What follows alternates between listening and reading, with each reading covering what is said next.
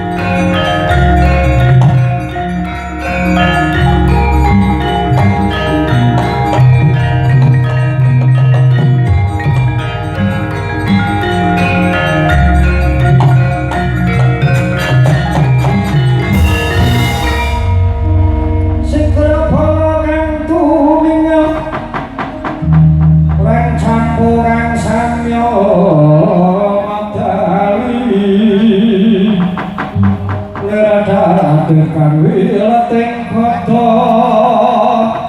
tanyanggung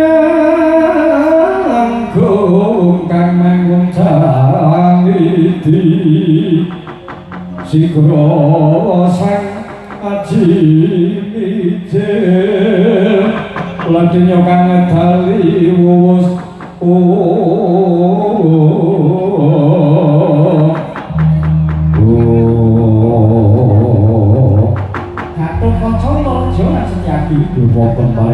wonten paring dawuh. Wonten paring dawuh Bapak Prabu. Bapak Prabu boleh dulu kang jalan. Aja kawrumu. Boleh bakal boyok pusaka telu ana ing negara Gorowati boleh bakal gawe tetep ing negara Gorowati ana kepalange Petruk karo boyo. Mula saka kuwi yen pancen Gusti bekti marang wong tuamu Gorowati. Ngatur kanca terjala sejati saiki Petruk digone kon Bali. Yen pangapunten para mati Gantung kanca bakal matur apa? kula boten ingsa. Yen pemati mendak mlopo kula bantu kanca kok ngomong sandaran pintu. Kula pemati boten ingsa. Ora ono dadi sing sebab kabeh wong bakal gawe dadi pepalange dadi dadi Prabu bakal boyo pusaka ana ing negara Gorowati. Ayo kebanten kan. Wis sampe karo Bapak Prabu.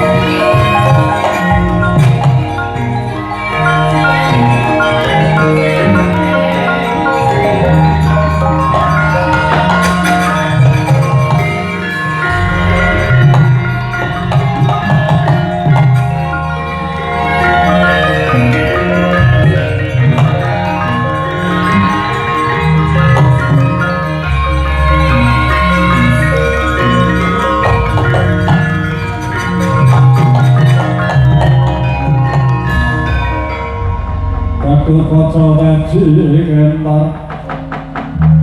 kentar enggak kono enggak kono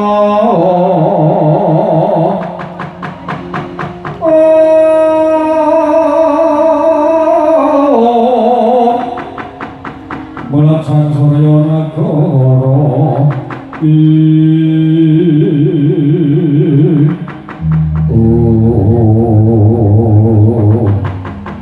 Kanca Tariwanda Pragyanem Hati Kaca ya sang Rindyat Maja Cancut Araning Cicik Tariwanda Batan sempat tergaling busana ngagem busana paringing para dewa Katon Cinarita Decak Siti Bantara Hanulat Kanging Rama Dian Bratasena Tanu Kaltino Tandran Sekolah Kadya Babat Allah Sinta Pindo Kadya Babat Allah Candani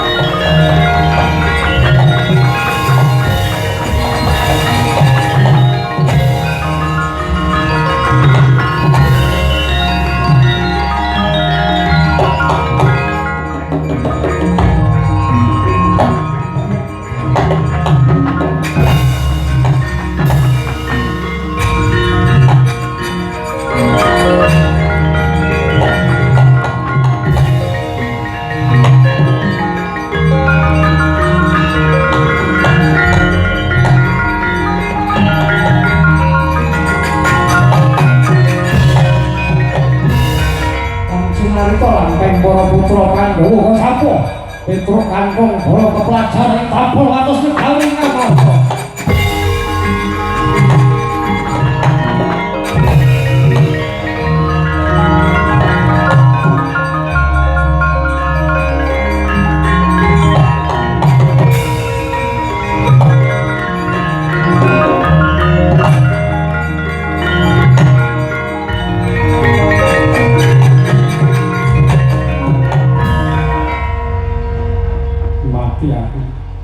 Sanane mung mati karo mati. Upama aku bali mesti aku damuk karo Bapak Semar. Upama aku ora bali, lah aku nang kene mung iso karo bendara bendaraku kae aku mesti ya dadi karo mati tenan. Sikile iki anane aku maju batu mundur racun. Wis iki kudu kepiye iki? Bahasa iki wae kok ya. Maju racun, maju batu mundur racun. Rampung iki. Kayak sing arep ngancani aku lan kene iki sapa? Petro ya coba aku sing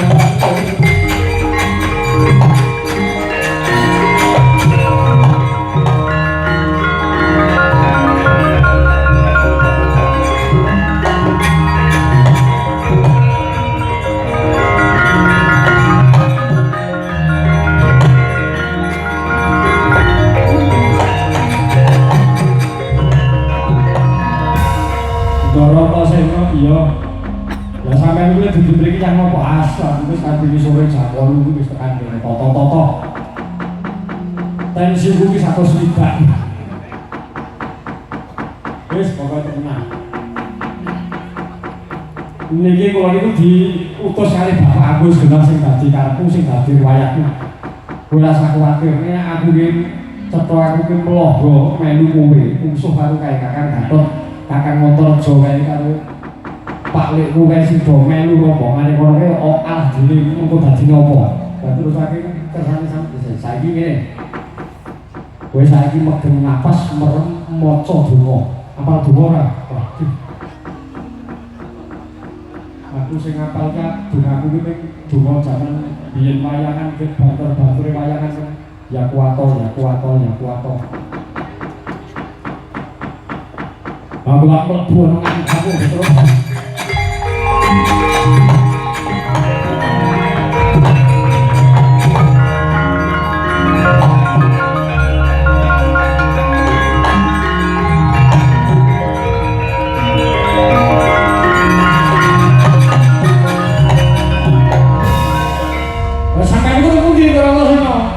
Aku yang jero awakmu. Aku yang jero awakmu lho.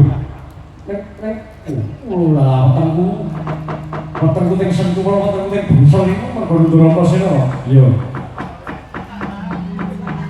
Coba wis ngeleng-ngeleng kok piye iki? Kowe saiki iso mabur kaya Kakang Garupada Swambres Bumi kaya Kakang Antarja. Kula saged karo Ndara Garupada iso Ndara Antarja. Iya. Coba tak cobane. Iso mabur tenang aku kuwi lah. Wah, iso ora pemandangan. Kae kok ana papan jenenge Ndelingo. Kok ana homestay jenenge Homestay Saras. Wah, apik kan. Kuwi lah. Oh, Wiyoga arep mangkat pamit karo ibu. Ya. Oleh pamit kowe cipika-cipiki bagus. Ya. Oke, wah, lho kok dari dalam bis pada pating cekiki. Ada yang nyuntik, sapa kasih nyuntik? Walah, kelakuane Subardi. Wah, jadi luar biasa. Sing-sing ono piro wis 1, 2, 3, 4, 5, 6, 7. Wah, sing kono dhewe jenenge Kanti. Sing kene sapa kowe? Sing kene jenenge sapa kowe? Oh, sing kene jenenge Ibu Sayem. Wah, kae usiane padha batu tebing Breksi. Saya punya fosil sapa aja. Jejere lurah kita. Wah. Pipit. Tenan. Sekolah dhuwur iki ketok kabeh sini. Sindel iki ketok sekolah dhuwur iki permono. Indah. Kalau sindene sing siji luas nangis kene opo kan? Sing siji kok men luas nangis kene kebak publik kan opo kan? Iki salah. Betul, bumi yang bumi. Ambil bumi, ini yang juru bumi. Yang bisa debok ini, kaya baju macam naskah ini. Yang bisa bumi, luar biasa.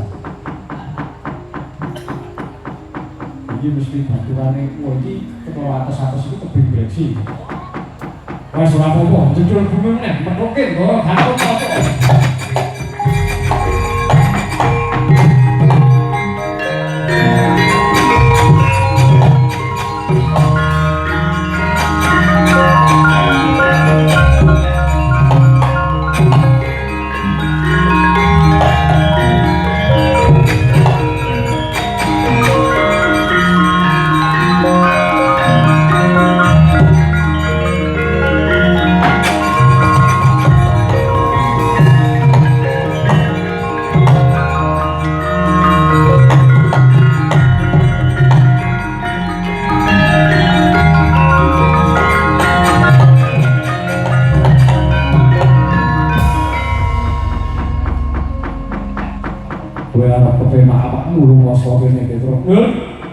Yen wae kepenak awakmu lunga saka papan kene.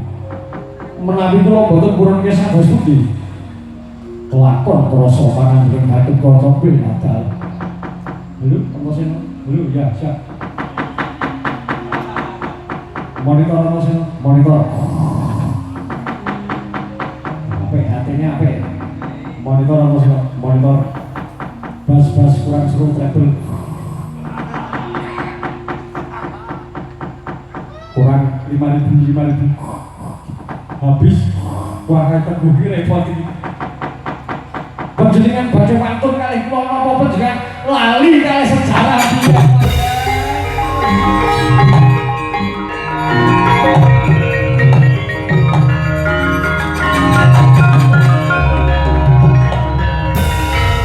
dia sampeyan kok wani kali kula jeneng sama kali Petro niku napa sampeyan kali sejarah dia walah kula niki dereke mboten namung sampeyan kawit bapak sampeyan sing jenenge Sinuwun Prabu Pandhu yang sampeyan niku kula niku mun dereke yang kandung Dewanatane sampeyan kok ajeng wani kali kula niki. Sampeyan niku ora ngerti sejarah biyen ya Allah astagfirullahaladzim. Napa malih bapak sampeyan yen napa malih saking simbah sampeyan bapak sampeyan cilik sampeyan nganti sampeyan dadi ratu wonten ing Pringgon Bani niku nalika sampeyan disia-sia kalih dewa niku sing dereke ke bapak kula niki. Bapak kula Semar kalih kula sakakang kula Rana Bareng kalih adi kula Bagong niku yakin kok sampeyan dadi ajeng wani kalih kula Petro.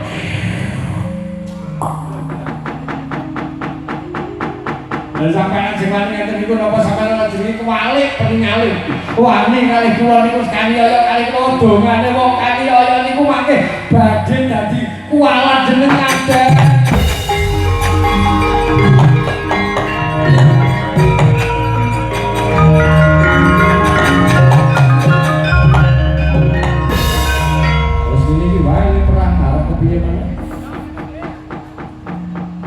Masa ana perang jotosan karo Ndoro Gatotkaca ya ora wangun.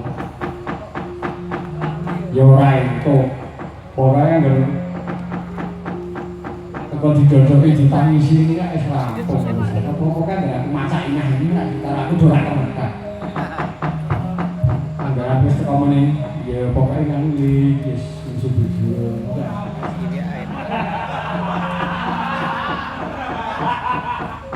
Nek musuh buta ya ora urusan. Wis. Ono kuwi ya anggap piye masak jodoh satu bendara Petro mantep terus.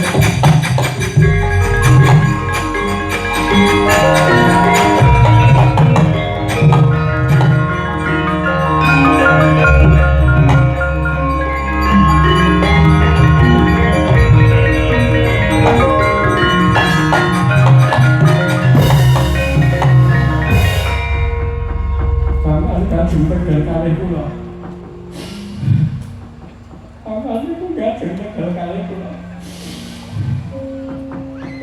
dados saking kula praga daya-daya niki pados tepung-tepung kathah sumbangan. Asli kula tekan tanggal 22 Juni niku mboten pedhot-pedhot. Kula tak rewangi kok ini kok ya ono sing madu tanpa beban teko mangan. Ya Allah. Kayak utek iki lho nek mati. Aku ki ya wis meresutok tenan piye carane ku nilai mangan wis kaya ora ono dalange kok iki sebelah. Iki ki nang panggung kok benbresi kok malah dianggep lewari mijak sedhen. Sampeyan tegel kali kula mangke ajeng melangi napa, Den? Jangan sampai niku ngaji golek bapak sampean saka dasar ilmu sabda pertolongan nganti tekan bumi tak matok niku sing sampean ajeng golek iki sampean niku kula ngetutke sampean niku jaman pinten. Awit sampean kula STM ora tau mlebu nek sampean layangan-layang nganti anak kula ajeng lulus STM. Kuwi melu dengan selama keadaan itu. Kok jenengan cerita kali kula nek jenengan tegal kali kula niku sampeyan niku napa mboten ngerti sejarah. Sampeyan niku yen goleki bapak sampeyan Ndara Werkudara saka Sabta Pertala ora genah ngendi ngamatu, ora genah sapa bapake sampeyan, sampeyan kados ngeten. Comadang wis tak dobjang nek sarep. Kok tak dok malah nyumet udut wis persis ning warung tenan.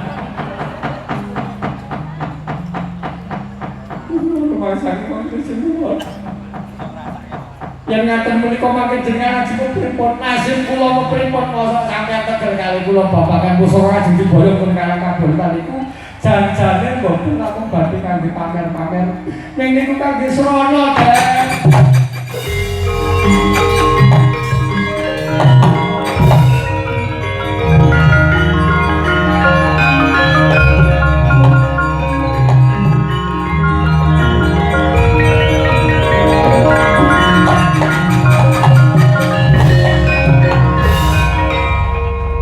Kocap kacarita kala semono tan para dami ana cahya purama biar mawa Prabowo mijil saking gedhong pusaka negari Ngamarta pusaka ketiga songsong tunggul naga tombak para welang pusaka jamus kalimasa loncat saking gedhong pusaka gumebyar lumebat wonten jroning guwa sak tepis piring karang kabol.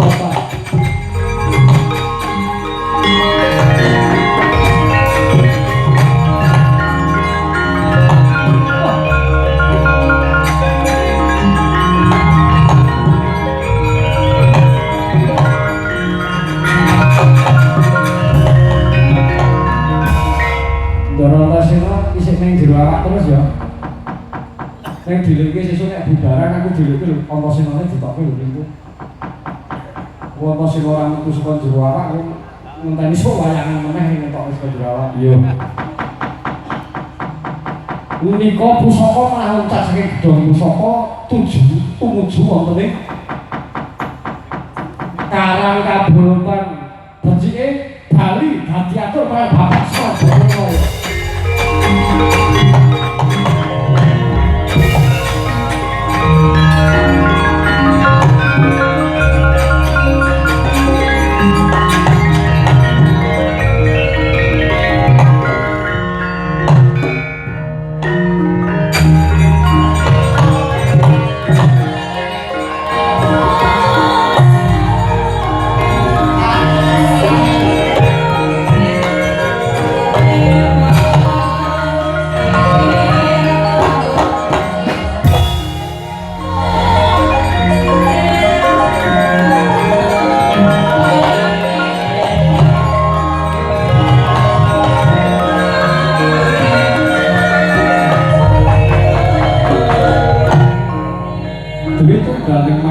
Diarani ngono kondo cerita.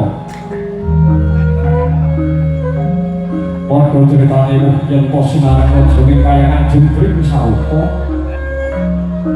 Norakaya Siwang Pramesti guru dengan penepati para dewa menyang sang Bathara Penyaringan kaya mangkono cipta nggane ora gane kabeh ing lisan.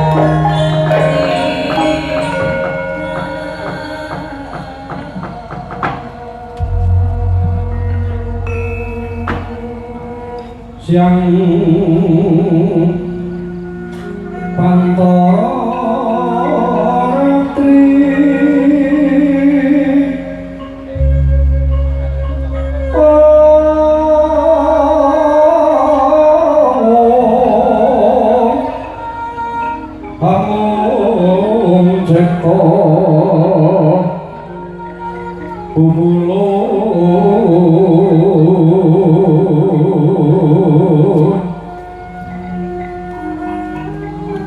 tatanan yang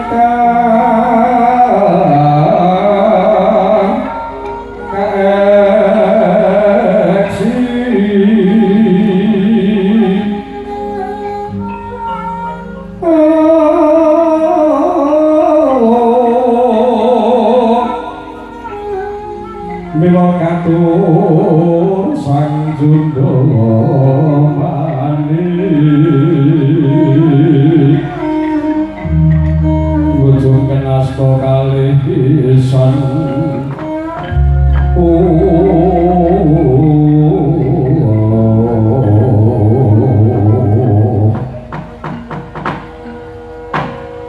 Ngadu di palungguhan kakang kanika Buya kang dadi wigatining pasirakan kayangan Jenggiri Salka jaba mung kahanan guru-guru kang ana kayangan Jenggiri Salka saka Purdami Kaki Ismaya kang bentur ketapa bakal mbangun kayangan ulun rumangsa iku dadi Prabowo sebab kakang utawa Kaki Ismaya bakal nyahak pemenang dewa Bukan sama rupaya nutu ya Adi Guru Mengkaitkan Raka Sujukan dal-dal menika gegayuhan yang saya Boten-boten lepatipun Kaki Ismaya ya boten ya oleh bakal bangun kayangan sebab kayangan ini kembali dipun bangun menika boten kok kados kayangan menapa kayangan Jenggiri Salka menika badhe dipun kembali dening Kaki Ismaya nanging sedaya menika wau namun badhe bangun mulih rahasane para titah dengan dua di palungguhan kakang kanika yen kaya mangkono ulun mung bakal minta marang kakang kanika supaya kabeh para widodara-widodari siaga aja nganti mengku kurbane kakang Ismaya kuwi mengkone bakal ndadekke Prabowo kabeh para dewa kang ana kayangan Jenggring Salka dadi kena sumuping gara-gara ana Marcapada kakang kanika. Mekaten Adi Guru. Yen to kados mekaten ing mangke sedya badhe kula siagaken para widodara-widodari. Wonten yen to badhe wonten bab ingkang kirang sae saking Kaki Badranaya. Sedaya menika jumurung wonten ngersanipun Kaki Badranaya kagem rajaning para kawula. Supados mangke saged sae monggo manjing wonten ing sanggar Smadi wonten ing kayangan Jenggiri Salka kagem sedyaning Kaki Badranaya bangun kayangan baptanipun Bumulun. Bathara Wisnu ing manitis marang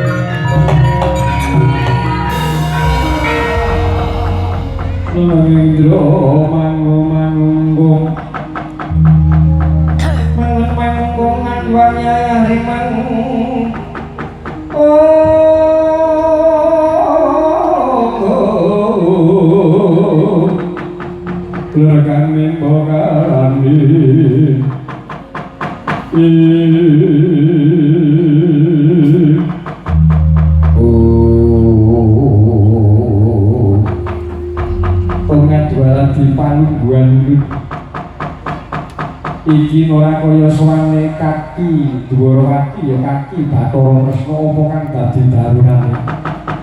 Kulo warnapun mesanipun Hyang Bungkulun saderengipun parangaturaken sukun tunjuk sanggaping padha Hyang Bungkulun ya suwun tampa Budya Astuta diturun marang jeneng kita.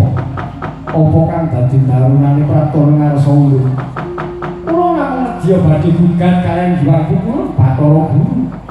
Sebab kalenggan punika Kyai Semar Badraraya badhe mbangun kayangan cetha menika yen to badhe nyahak kodratipun Kyai Semar Badraraya jejeripun dados Punakawan ingkang badhe ngembari panguwasipun Hyang Jagat Pratingkah ya Paduka Sang Bungkulun Bathara Guru anggenipun badhe mbangun kayangan wonten ing Karang Kabolotan Hyang Bungkulun.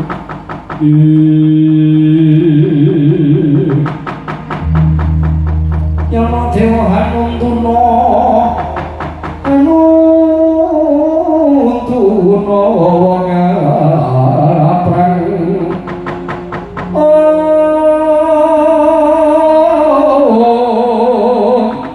wong aprang kang kasangsayan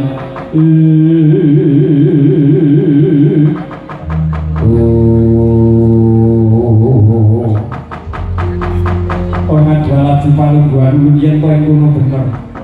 Kaki Badraraya bakal ngembali panguwasa ulun. Mula saka iku mangsa bareng Kakang Kanika kasantosane katentremaning kayangan Junggi Saloka. Ulun bakal medhun dhewe ana Mercapada Junggarke kang dadi sejati Semar Badraraya.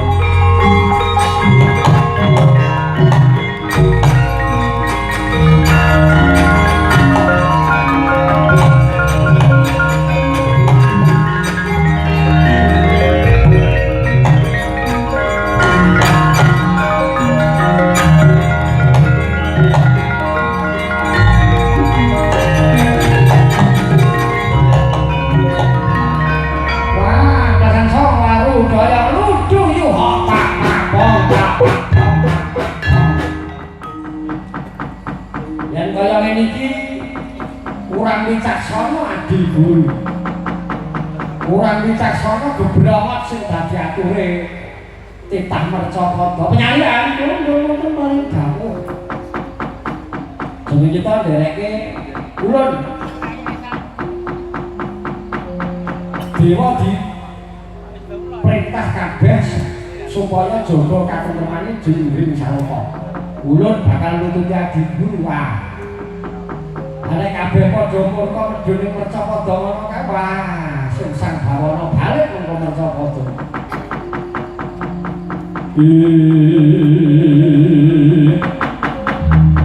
Sigra-sigra kang pramana bangsa yaman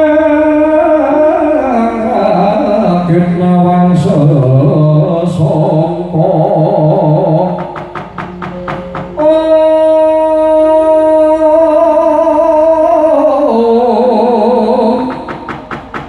Kandha Paramboyo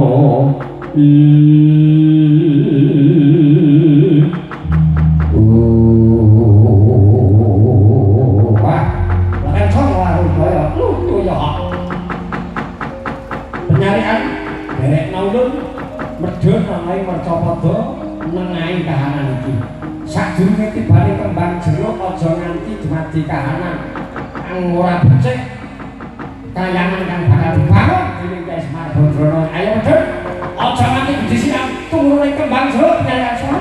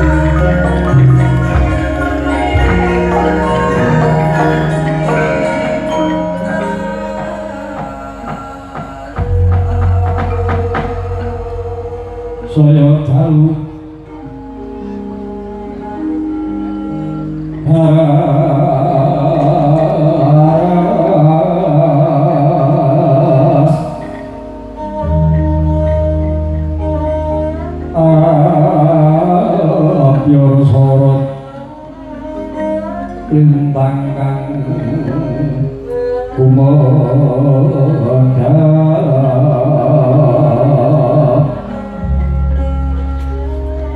titik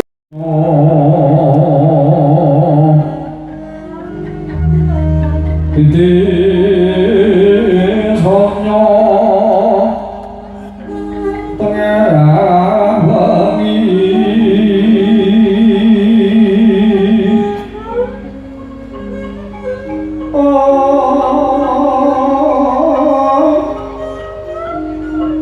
karenan kang budyanira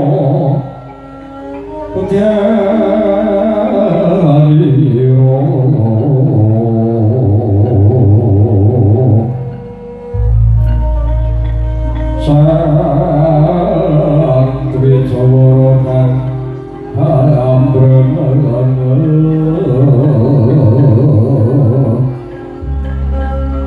manungsa kang sarine ing kembang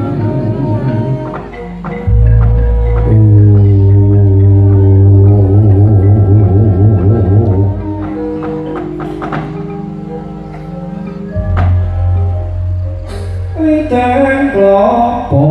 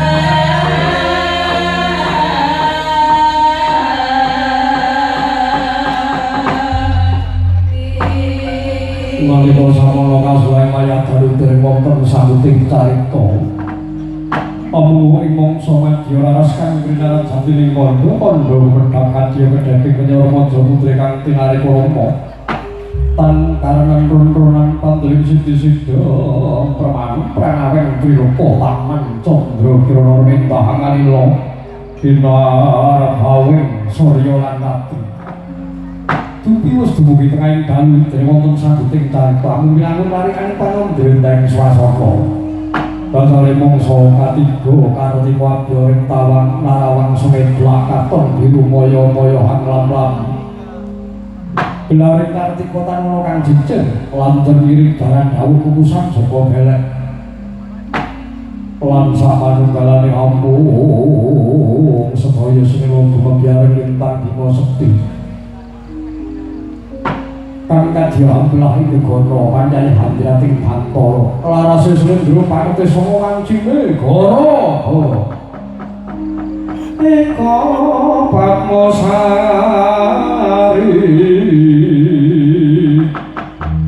Trimaratani Trikawula Busana Caturwarna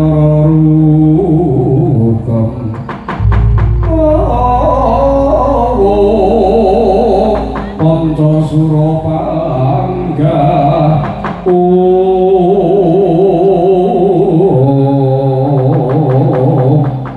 Saguna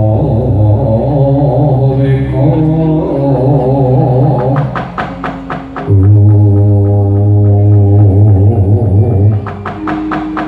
iku araning siji patmo kebangsaning semestani ya kandhutaning sang ibu gelbinipun lan jabang bayi arani Patmosari Trikawula busana tebih breksi wanci taun kang ping 3 wis dipun paringi arane busananing titah kaya dene tebih breksi wis duwe sukma sangguna paweka sataraning mengguna kautaman Lopeka Rekadaya tebih breksi taun kang kaping 6 kaya wis duwe Rekadaya sebab kono wis kadungan cukumaning Astagila kang isine wejangan kodrat lan wiratan wis kena kanggo wiradat para kawula oleh kiwa tengening tebing breksi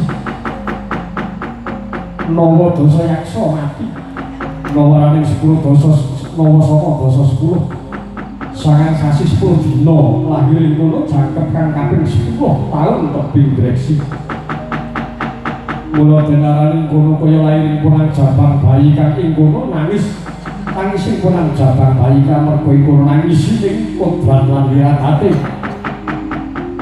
sedikit candraning goro-goro kocapur goro-goro wonten jagat pakliran hamung kinarya ngormati wijina perpat para kawan ingkang jwedhul anut irining tirta kencana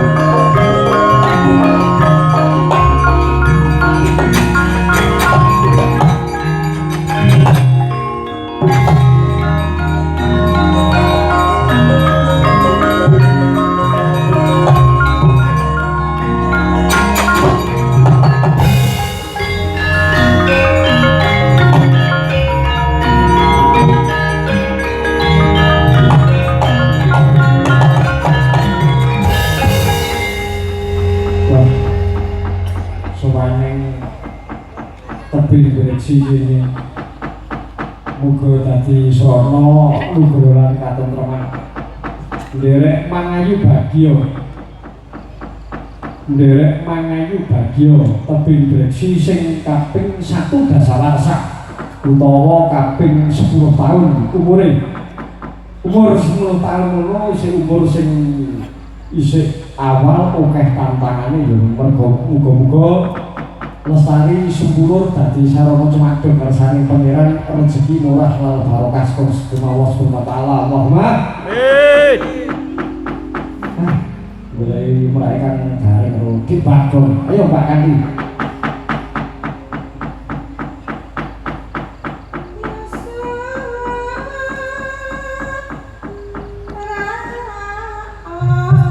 Komandan Biro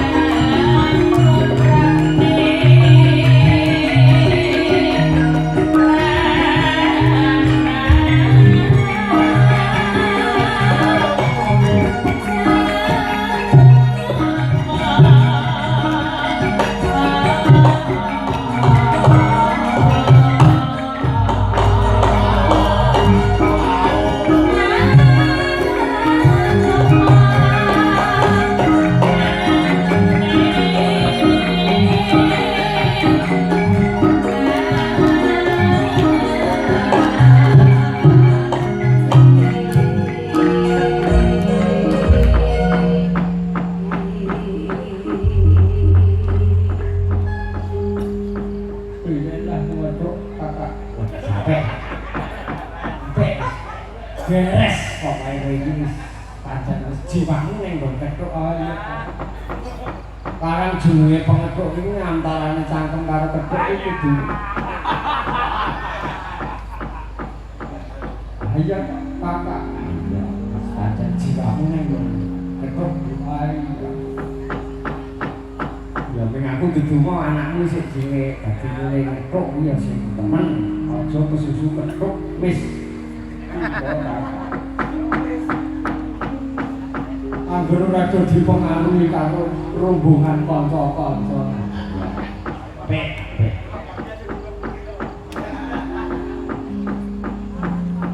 Iki sowan ngendi kakak? Iki jan ora kata.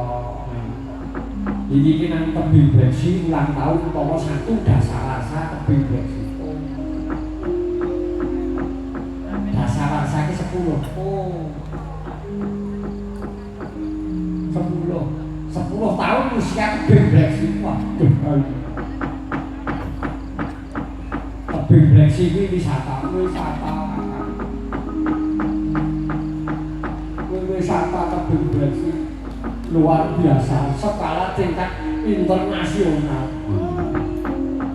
Luar biasa. Petruk ya padha sehat ya Petruk, antuk pamujimu ora walangan sawijoko. Wis tekan gorongan mata wis iku direbut mengko saiki sing baku awake dhewe ketemu ngaturke apa kang dadi sediane warga tebing breksi uga mengko banjur suka sak petara. Rene gawa sinden bapak sinden itu sak kanca sak rombongan komplek awet mau esuk jam 8 saka Kulon Progo ya kok kulino ning daerah dingin kok langgene sedina ya kok disentor sengenge campur panas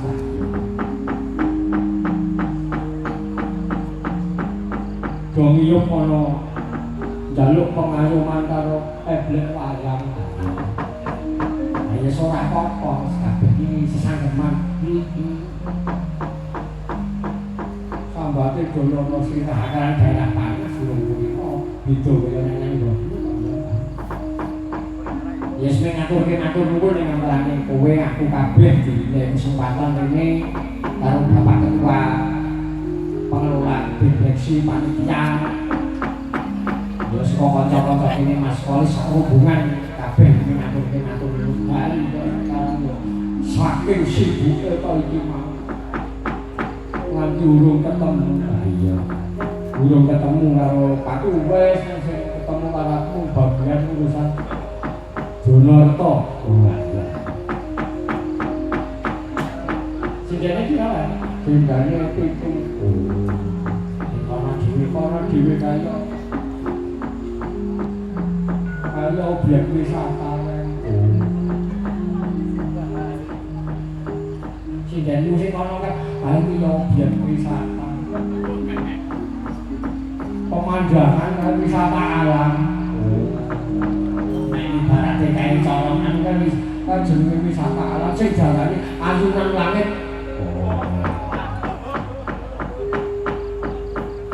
jenenge Ibu Supanti Mbak Panti terus saka desaku kono jejere nek kaya wisata jejere kaya wisata sesepuhe kabeh iki cikal bakal rombongan iki kaya wisata apa Gunung Api Purba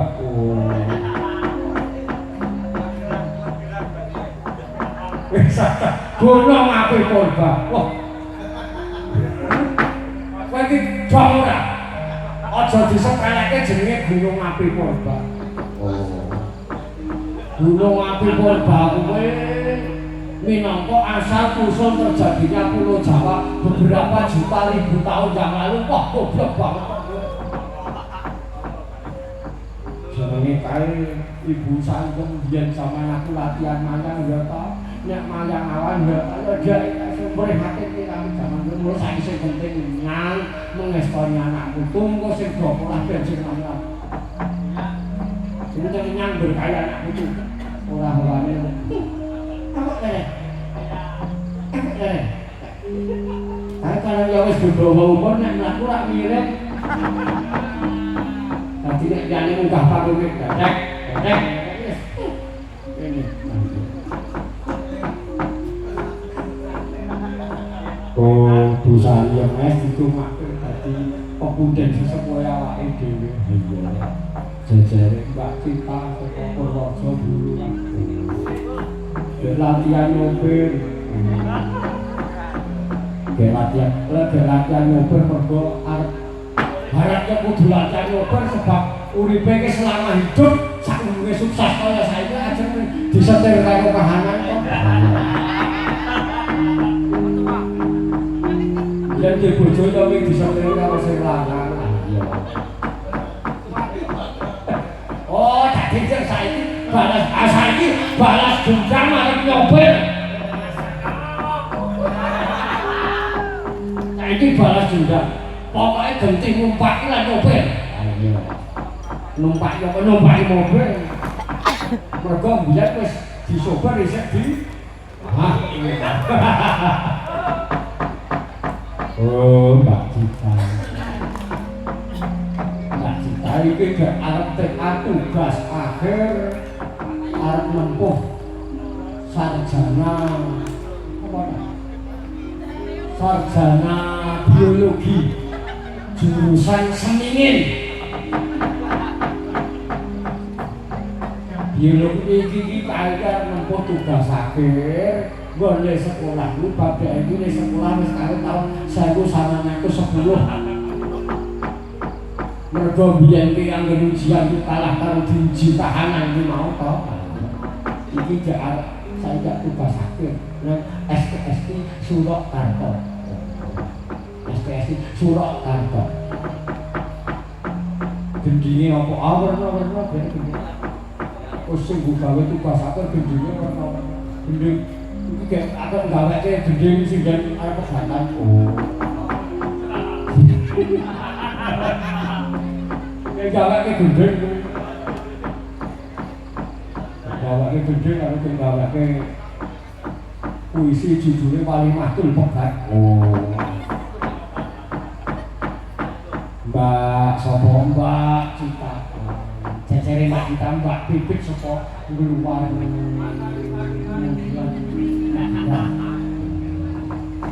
Luar. Ayo wis luar saka bumi. Lulus. Pancen sing den kuwi akeh lolos bermental baca fighter petarung semua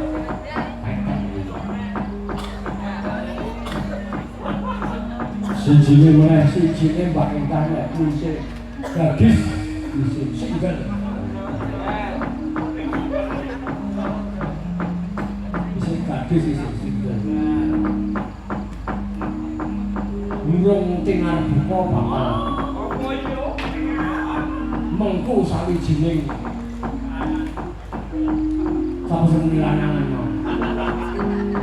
sawijining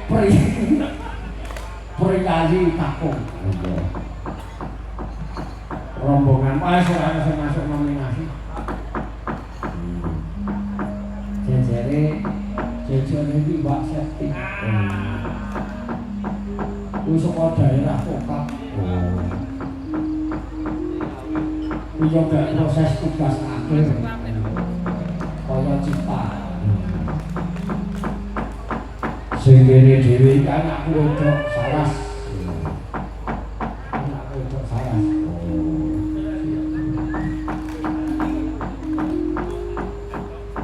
wis nek ngaturke iki mau sore wis buyak luar biasa iki Mbak Cita nuwun sing kanggo para sepuh-sepuh Jineman terus diteruske sak orang luar biasa Mbak Cita ya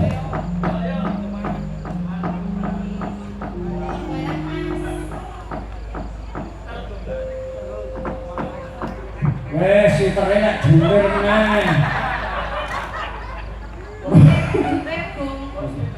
mangsaku kok anggar muni siter anggar wis Engko wis ditenono kalau saka saiki tekan sisuk galau rak mundur sitok terus ora ketemu-ketemu. Iya kok. Iya kok iki jalan kabeh. Luar biasa jalan kabeh tangan dan. Sing nyetel iki yo jalan. Aku sing nyetel ku yo jalan.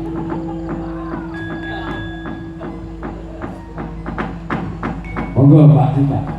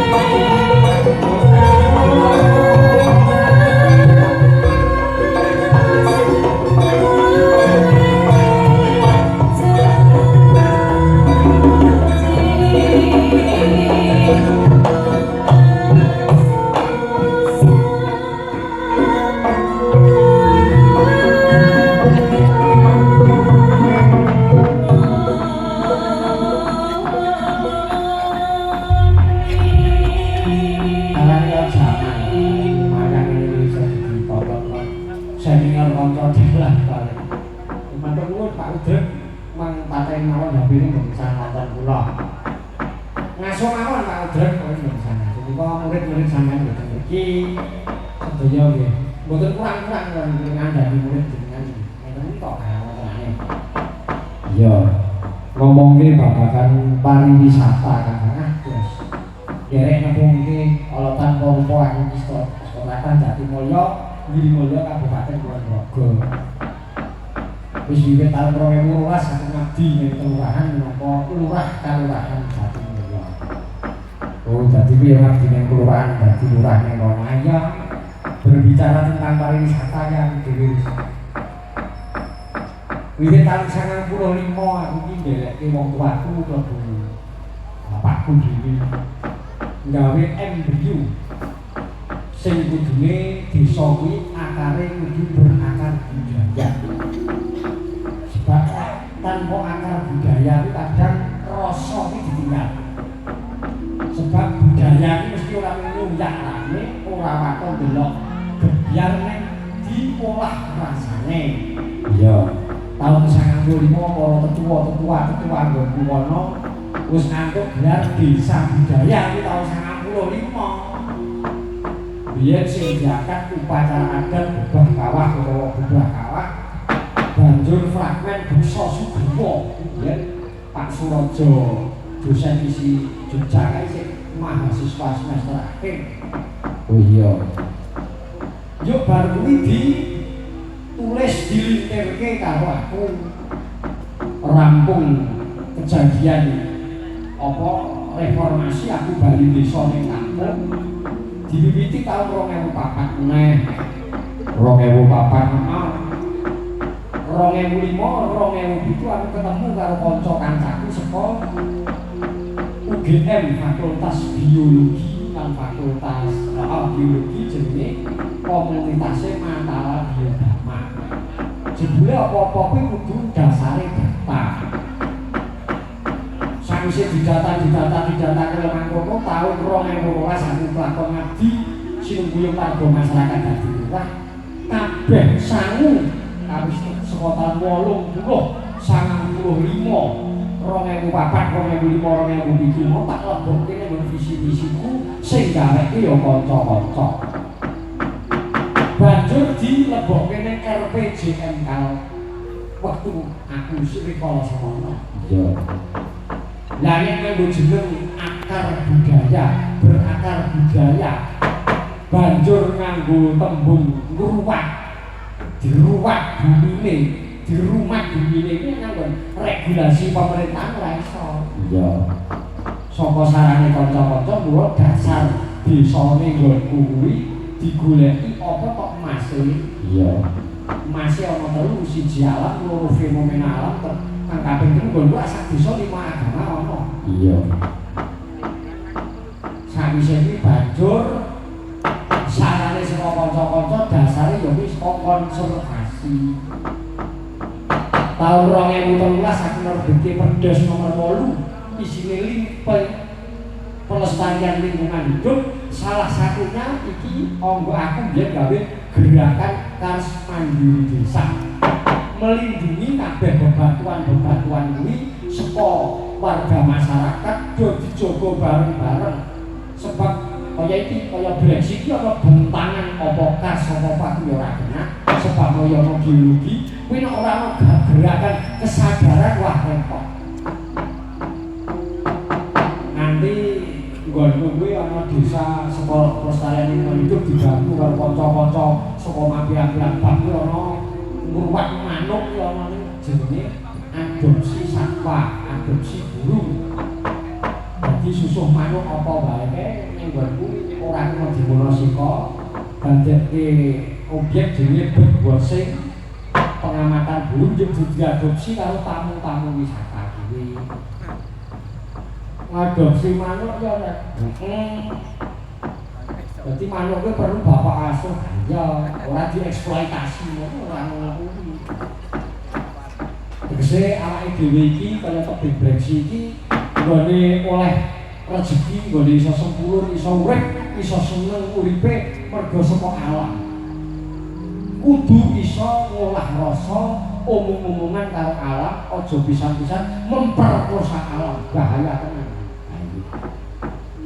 Yo kadang-kadang kepingine apik ya rek. Ayo. Ibarate kaya kayu nangka umure tuwa gane apik. Saking mantepe ora tanpa kajian malah kayune nangka mau dicek. Hayo malah dadi ilang semune nangka, sorote nangka. Ha iya. Ngono kuwi wisata. Alhamdulillah desaku 2004 ya pikantuk ADWI nomor 1 tingkat nasional. Tahun 2020 ini melu seleksi BTV Best Tourism Village bersama 15 desa wisata di Indonesia tingkat internasional. Bosone ora basa Inggris, basa Spanyol. Nah, aku ya bujuk ke latihan basa Spanyol. Bisa basa Spanyol iki ya kok iki bendina kan basa Spanyol. Tukang son barang wis bendina kan basa Spanyol. Dasmu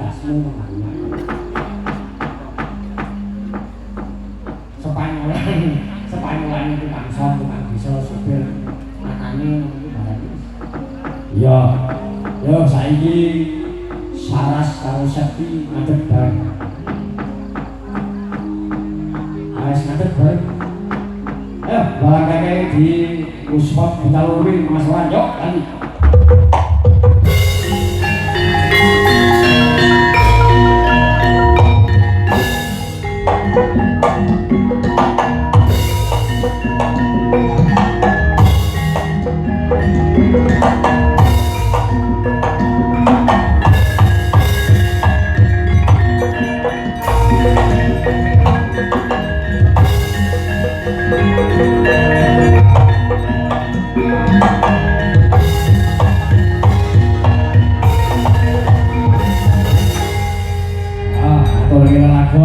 terus lakon. Ya, ngatur kene lakon terus lakon. Kuwi ora krasa jane Mas ngatur. Lakon napa? Wis apa wis manut sing Wonten dawuh napa Pak Bu?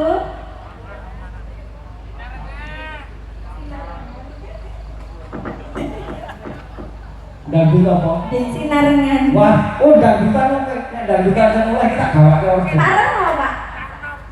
Boleh ya? Oh, boleh dangdut. Oke, Terima kasih. Barangkali juga sebagian yang ada di sini adalah teman-teman saya yang pernah berjasa untuk desa saya kan kira-kira iya semakin nuwun. Ya Mas. Ini barangkali sebagian yang di sini ada yang pernah berjasa untuk desa saya. Iya. Iya, aku ngatur dulu. Nah, saya itu tahun 95, 2004, 2005, 2007 sampai 2012 itu jadi aktivis apa gawe wisata konsep. Roto-roto 95 kuwi akare budaya, kenceng para sepuh-sepuh ngono harus berakar pada budaya, kearifan lokal. Terus ini jenengan di kota sukses to Pak? Ya, sing sukses masyarakat. Nah, biasa. Aku ya pokoknya ya iki menyang ya sukses nek ora menyang ya. Ora. Melu-melu bengkel Simon iki. Ya alhamdulillah sedaya disyukuri. Tapi ya bersyukur. Iya, cuman saya kan ini misalnya ngomongin budaya kalau pariwisata itu misalnya budaya ini nek wis nang pariwisata dadi event. Jadi event. Nah, kadang antara event, konsep event karo konsep budaya itu beda. Akarnya beda. Iki sing kudu saiki dadi apa ya? Dadi PR kita bersama. Jangan melupakan budaya Ya, ayo lagune mau ngomong kan? Sinarnya. Mau terus sinarnya terus ayam-ayam. Ini mau ngarep request duet kalian Pak Dalang nanti kan. Waduh. Duet apa enggak? Duet mawon. Ya. Sinar.